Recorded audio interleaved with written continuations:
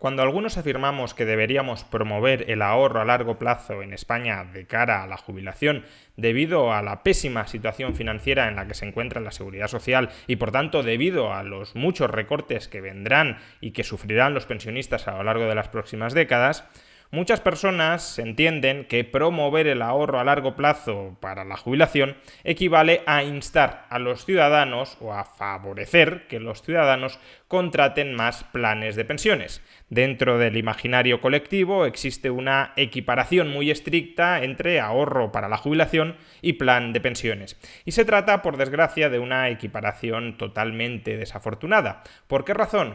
Pues porque los planes de pensiones son un producto financiero específico, no es el único vehículo que existe para canalizar nuestro ahorro de cara a la jubilación, es un producto financiero concreto, particular, específico, que sí, lleva la coletilla de plan de pensiones, pero de la misma forma que podría llevar super plan de pensiones y eso no significaría que ese producto es mejor que otros, y es además un producto financiero, digámoslo así, bastante malo. Es un producto financiero que proporciona, en general, en términos medios, hay excepciones, pero en general, en términos medios, proporciona una rentabilidad ínfima. Entre el año 2004 y el año 2019, los fondos de pensiones apenas proporcionaron una rentabilidad del 2,44%.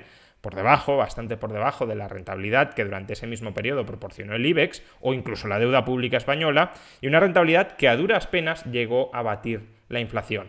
Por tanto, que se esté equiparando ahorro previsional a largo plazo con un instrumento financiero concreto, particular y en general, en términos medios, bastante malo, es una identificación bastante desafortunada porque lleva a que mucha gente no se plantee ahorrar para la jubilación habida cuenta de que piensa que el único vehículo para hacerlo es un vehículo tan deficiente como son a día de hoy los planes de pensiones. Pero ¿por qué en el imaginario colectivo se equipara ahorro a largo plazo para la jubilación con plan de pensiones? Simplemente porque el producto financiero concreto al que nos referimos lleva la coletilla de pensiones, simplemente porque comercialmente, simplemente porque se comercializa como un producto para las pensiones.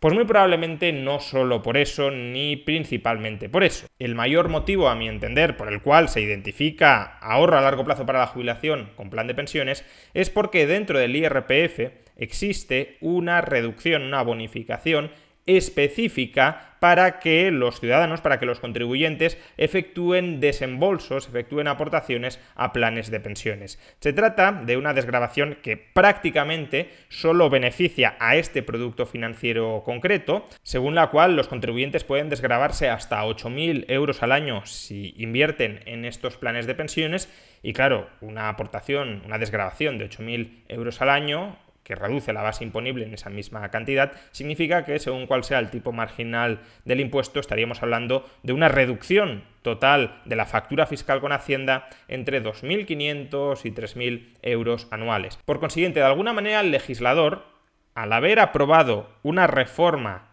tributaria según la cual se bonifica fiscalmente las aportaciones a planes de pensiones, el legislador nos está diciendo, inviertan aquí. Este es el producto adecuado para acumular patrimonio de cara a la jubilación. Es tan adecuado este producto que lo voy a promover dentro de la legislación fiscal española. Es decir, que el legislador, el político, está señalizando claramente a los españoles el camino que deben seguir. Si usted quiere ahorrar para la jubilación, invierta en un plan de pensiones. Pero como digo, esto es una equiparación totalmente desafortunada porque se está empujando a la gente a que invierta en un producto financiero que en general es bastante malo y bastante poco satisfactorio de cara a la jubilación. Insisto, no es que no haya fondos de pensiones que proporcionen una buena rentabilidad, pero en general la mayoría de ellos no lo hace. ¿Y por qué no lo hace? Pues porque la mayoría de fondos de pensiones son fondos de pensiones de gestión activa. Es decir, que estamos pagando a un gestor, supuestamente a un buen gestor, para que esté comprando y vendiendo activos financieros de cara a proporcionar una rentabilidad al partícipe. Esto que en principio suena muy bien, porque si estamos pagándole a un señor que sabe mucho sobre el tema, para que maneje nuestro dinero, para que maneje nuestras inversiones, lo normal sería que consiguiera rentabilidades extraordinarias, en la práctica se suele traducir en un fracaso, en la práctica se suele traducir en un fiasco. No todos los gestores pueden batir al mercado. No todos los gestores pueden obtener un mejor resultado que la media del mercado. ¿Por qué? Porque la media del mercado no es más que el resultado de todas las decisiones de inversión de todos los inversores y también de todos los gestores. Por tanto, no todo el mundo puede hacerlo mejor que la media. Y, de hecho, la mayoría de gestores lo hacen bastante peor que la media.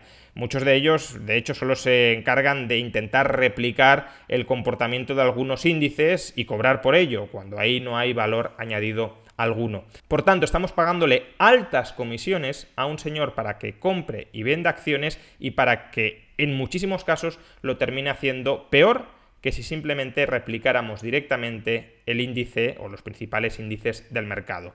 De hecho, la alternativa a los fondos de gestión activa, que en general, y salvo fondos muy concretos de gente muy especializada que sí tiende a hacerlo muy bien a largo plazo, y aún así esa gente especializada en algún momento se puede equivocar y puede hacerlo bastante peor que el mercado, la alternativa a los fondos de gestión activa son los fondos de gestión pasiva, donde, como digo, únicamente reproducimos, el fondo únicamente reproduce la cartera media de alguno de los principales índices bursátiles, de tal manera que el resultado de nuestra inversión mimetiza el resultado de los principales índices bursátiles. ¿Cuál es la ventaja de esto? Pues la ventaja es doble. Por un lado, ya tenemos una cartera que más o menos está compuesta por muy buenas compañías y bastante diversificada. No hace falta que haya un señor entrando y saliendo, seleccionando compañías, muchas veces sin saber qué está comprando y qué está vendiendo. Y dos, y sobre todo, las comisiones de los fondos de gestión pasiva son muchísimo más bajas que las comisiones de los fondos de gestión activa, porque no estamos pagándole el sueldo a ninguna supuesta superestrella,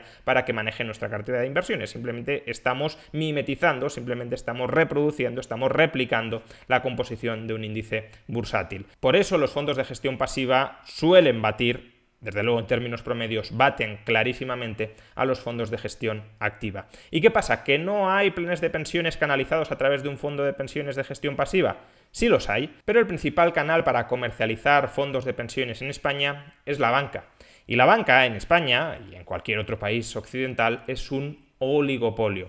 Y como tal, a la banca lo que le interesa es comercializar fondos de pensiones de gestión activa. ¿Por qué? Porque extrae muchísimas más comisiones que de los fondos de gestión pasiva. Por tanto, todos aquellos que ofrecen fondos de pensiones de gestión pasiva son en general bloqueados por nuestras entidades financieras. Intentan que esos productos, que son muy preferibles a los otros, no lleguen al cliente final, no lleguen al inversor final a través del circuito bancario.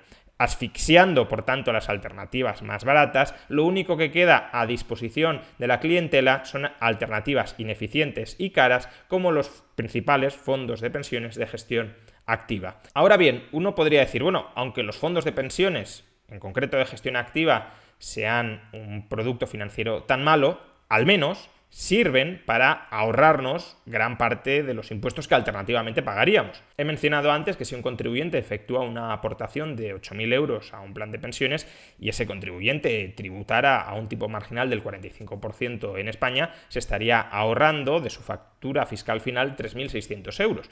Por tanto, ahorrarse 3.600 euros al año parece un incentivo bastante potente y una rendija bastante interesante para optimizar nuestra factura fiscal. ¿Cuál es el problema de esta desgravación a los planes de pensiones dentro del IRPF? Bueno, pues que en esencia, sí, a corto plazo, si efectuamos aportaciones, rebajamos nuestra factura fiscal. Pero cuando llegamos a la jubilación, cuando alcanzamos la jubilación y lo que hacemos es recuperar el dinero desembolsado en el plan de pensiones, ya sea con un rescate de una vez del capital o a través de una renta periódica en forma de asignación mensual, en cualquiera de ambos casos, esa renta extraordinaria, esa renta adicional que obtenemos, también tributa dentro del IRPF. Y además lo hace dentro de la base general del IRPF.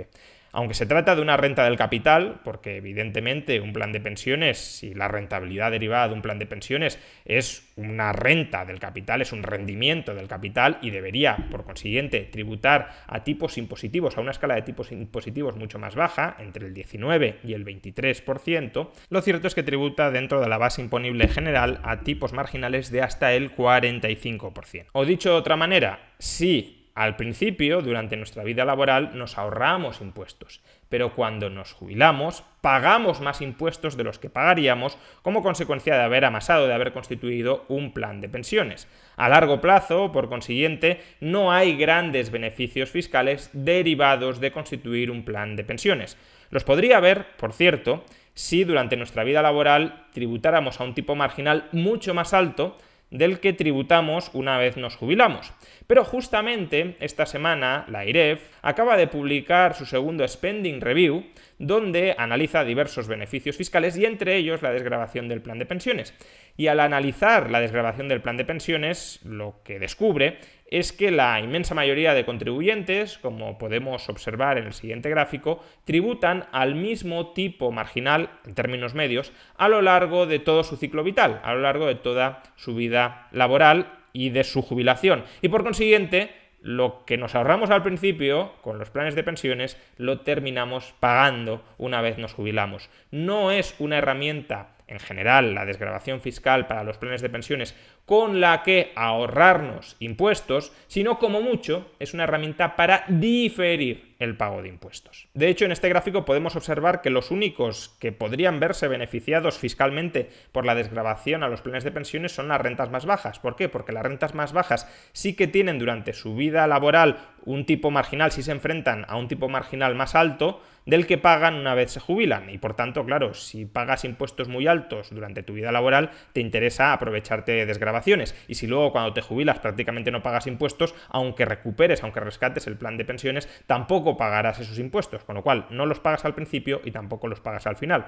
¿Qué pasa? Que las rentas más bajas no suelen tener mucho margen financiero para ahorrar y por tanto, aunque a ellas sí les beneficiaría teóricamente esta desgravación, no pueden aprovecharse de ella. De hecho, según las estimaciones de la AIREF, los contribuyentes cada año se ahorran por desgravaciones a planes de pensiones 1.650 millones de euros. Sin embargo, esto es un ahorro en términos brutos. Cuando computamos no solo lo que dejan de pagar quienes se benefician por la desgravación del plan de pensiones, sino lo que están pagando de más los que en el pasado se beneficiaron de la desgravación y hoy pagan más impuestos por estar cobrando el plan de pensiones, el ahorro neto de impuestos al año para el conjunto de contribuyentes solo asciende a 450 millones de euros. Estos 450 millones de euros sería el auténtico ahorro fiscal del que se benefician los contribuyentes y que padece la Administración. La Administración deja de ingresar solo 450 millones de euros cada año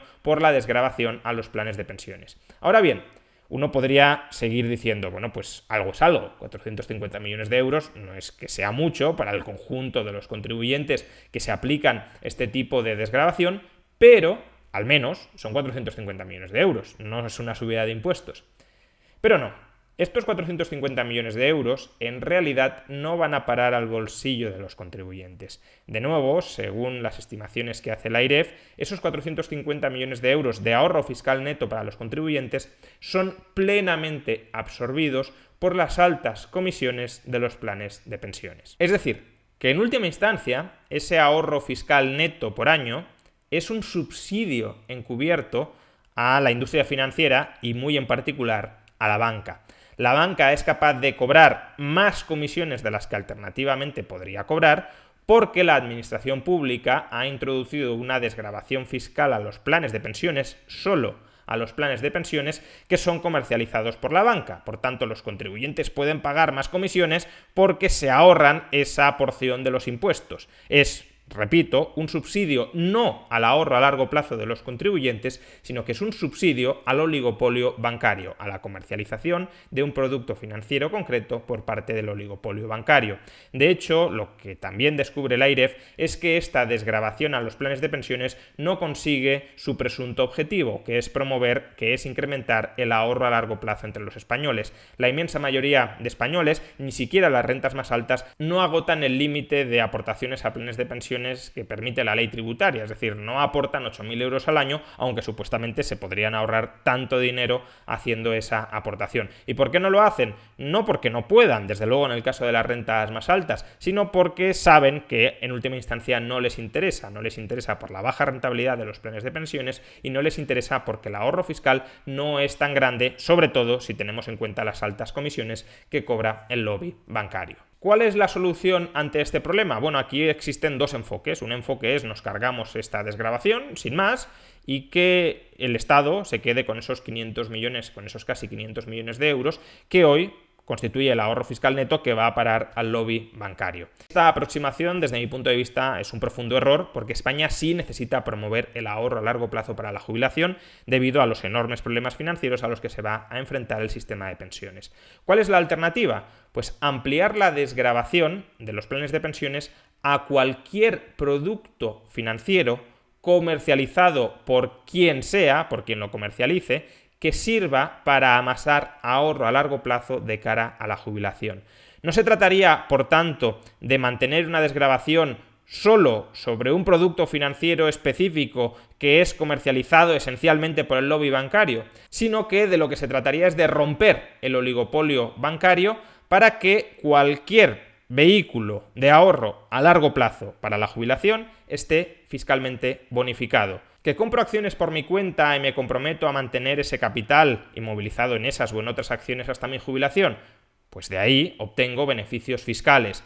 ¿Que invierto en deuda corporativa? De ahí obtengo beneficios fiscales. ¿Que invierto en fondos no comercializados por la banca? De ahí obtengo beneficios fiscales. Aunque no sean fondos de pensiones, da igual, el nombre es lo de menos. Lo importante es que invirtamos a largo plazo, que amasemos capital, que amasemos un patrimonio de cara a nuestra jubilación. Si hiciéramos esto, la banca, el lobby bancario, el oligopolio bancario no tendría ningún poder de negociación para exigirnos altas comisiones en materia de comercialización de fondos de pensiones. ¿Que la banca nos quiere cobrar una muy alta comisión por un fondo de pensiones? Pues que nos la quiera cobrar. No tengo ningún incentivo a contratar un fondo de pensiones con altas comisiones que además proporcionan una rentabilidad muy baja. No tengo incentivos ni siquiera fiscales. ¿Por qué razón? Pues porque puedo adquirir cualquier otro producto de inversión, comercializado o no por la banca, que si lo mantengo hasta mi jubilación también me va a proporcionar ese mismo ahorro fiscal.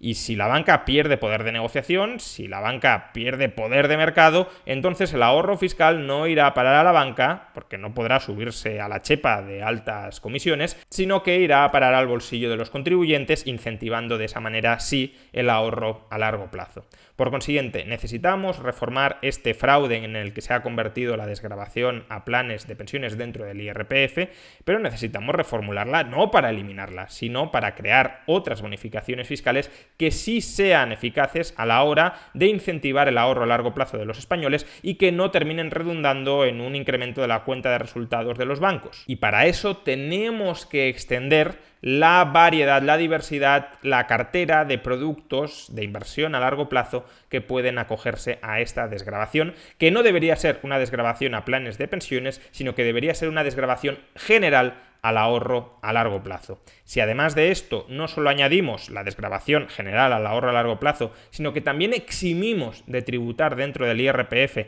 a las rentas que en la jubilación cobremos por este ahorro a largo plazo, tendremos un incentivo fiscal potentísimo para compensar y en parte contrarrestar los brutales tijeretazos a los que se someterá a las pensiones públicas a lo largo de las próximas décadas. Esperemos que el Estado no nos intente estafar únicamente con el sistema público de pensiones, sino que tampoco nos intente estafar con este pseudo incentivo a un sistema privado de pensiones. No es tal ese incentivo, es un incentivo para que le entreguemos parte del dinero que debería permanecer dentro de nuestros bolsillos al lobby bancario.